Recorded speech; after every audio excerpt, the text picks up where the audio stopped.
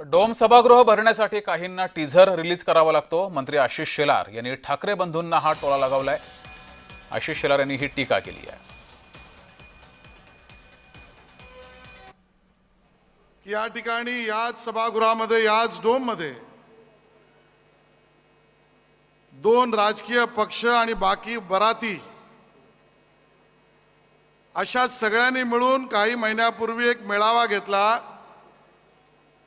तो वरून खालपर्यंत आणि खालून वरपर्यंत भरण्यासाठी त्या दोन भावांच्या पक्षांना